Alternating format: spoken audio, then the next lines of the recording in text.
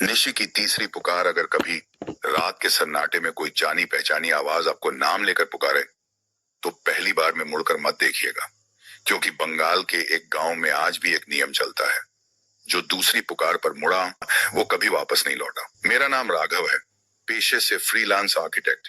उस रात तक मेरा यकीन था कि डर सिर्फ कमजोर दिमाग की उपज होता है। उस रात के बाद मैंने सीख लिया कि कुछ डर सच में हमारे पीछे चलते हैं। सब शुरू हुआ एक प्रोजेक्ट से। बंगाल के एक दूर दराज गांव लालपाड़ा में एक 100 साल पुरानी जमींदारी हवेली थी, जिसे एक हेरिटेज होटल में बदलना था। बजट बड़ा था, पर मेरे बॉस की आंखों में एक अजीब हिचकिचाहट थी। पिछले 6 महीनों में 3 आर्किटेक्ट उस हवेली से या तो भाग आए या वापस ही नहीं लौटे।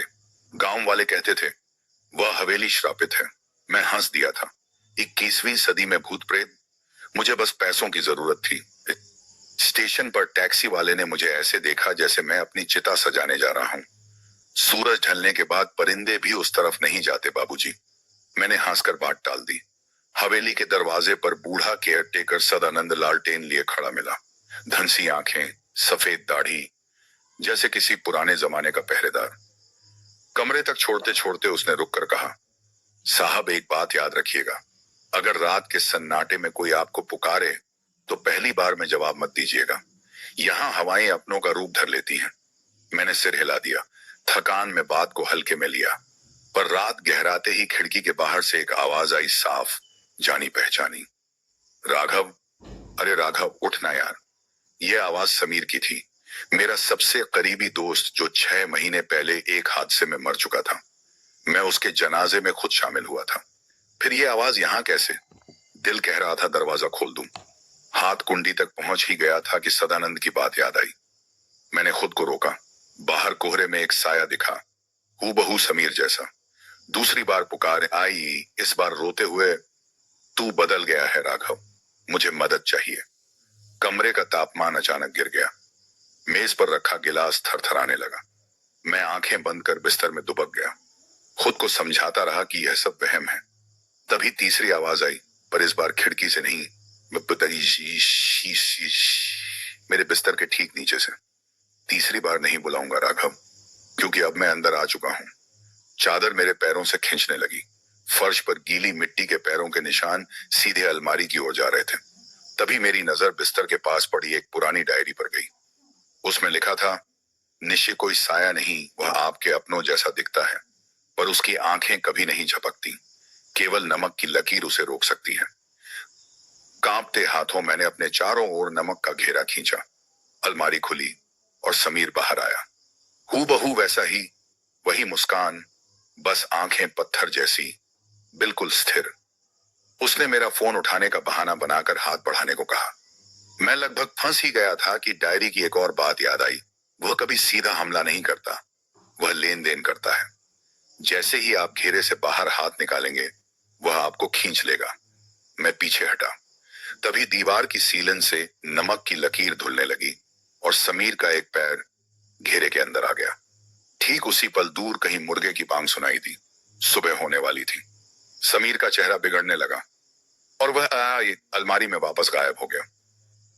सुबह सदानंद ने बताया, निश्चय कोई आम भूत नहीं, एक मायावी आत्मा है जो आपकी आवाजें चुराकर आपके सबसे अपनों के रूप में लौटती है।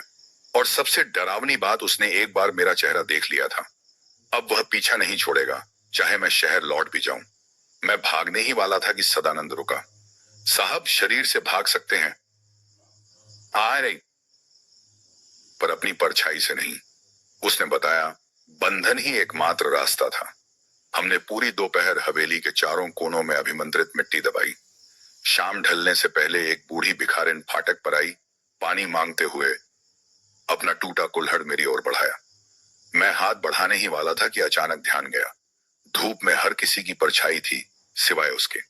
मैंने हाथ खींच लिया। वह औरत अट्टहास करती हुई धुंध में घुल गई और कुल्हड़ से वही गीली काली मिट्टी बिखर गई जो रात फर्श पर मिली थी। रात गहराई, शंख जैसी डरावनी आवाजें, पेड़ों पर लटके अनगिनत साए और चारों ओर से एक साथ गूंजती आवाजें। मां की, समीर की, यहां तक कि खुद सदानंद की। जबकि असली सदानंद मेरे बगल बैठा था। मेरे पैरों के पास फर्श से खारा पानी रिसने लगा और उसमें मुझे अपना ही चेहरा तैरता दिखा, जो मुझसे कह रहा था कि असली सदानंद ही निशी है। साहब, थाली पटकिए अभी, सदानंद चिल्लाया। मैंने पूरी ताकत से पीतल की थाली पटकी और एक झटके में सारा भ्रम टूट गया। तभी दरवाजे पर 3 बार जोरदार दस्तक हुई। सदानंद के चेहरे पर सुकून लौटा। तीसरी दस्तक, साहब, अब डर मत खोलिए। दरवाजे पर गांव का एक छोटा लड़का खड़ा था, ओझा मां का संदेशा लिए। संदेश पढ़ते ही सदानंद का चेहरा फक पड़ गया। निशि भटक कर नहीं आया था, उसे किसी ने बांध कर भेजा था, यानी कोई इंसान मुझे मारना चाहता था। लड़के ने बताया, हवेली के बीचों बीच एक पुराना ढका हुआ कुआं था, हवेली का दिल। हम वहां पहुंचे। पत्थरों पर गीली मिट्टी से कुछ लिखा था, मेरा नाम नहीं बल्कि समीर का नाम। और उसके नीचे वही तारीख जिस दिन उसका एक्सीडेंट हुआ था। मेरे पैरों तले जमीन खिसक गई। क्या समीर की मौत हादसा नहीं थी? क्या यह सब उसी दिन शुरू हो गया था जिस दिन मेरा सबसे करीबी दोस्त मुझसे हमेशा के लिए छिन गया? मैंने कांपती आवाज में पूछा, काका, यह नाम यहां किसने लिखा? सन्नाटे में मेरा यह सवाल गूंजता रह गया, क्योंकि उसका जवाब शायद मेरी कल्पना से भी कहीं ज्यादा डरावना था। शायद मेरी कल्पना से भी हम